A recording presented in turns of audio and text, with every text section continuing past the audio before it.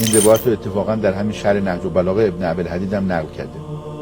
امیرالمؤمنین علی علیه السلام میفرماد یک بار من به پیغمبر خدا درخواست کردم که از خدا طلب مغفرت و آمرزش برای من بکنه. بعد میگه که وقتی این درخواست رو کردم پیغمبر عظیم الشأن صلی الله علیه و سلم بلند شدن و نماز خوندن و بعد از نماز دستشون رو به دعا بالا کردن.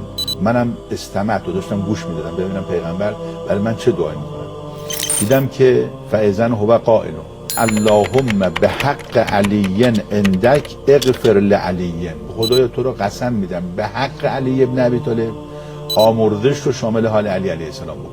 میگه به پیغمبر گفتم شما برای من دعا میکنی خدا رو به حق من قسم میدی، به حق علی قسم میدی؟ پیغمبر خدا صلی الله علیه و سلم فرمودن اول احد اکرم من که علی فاستشفع به الیه.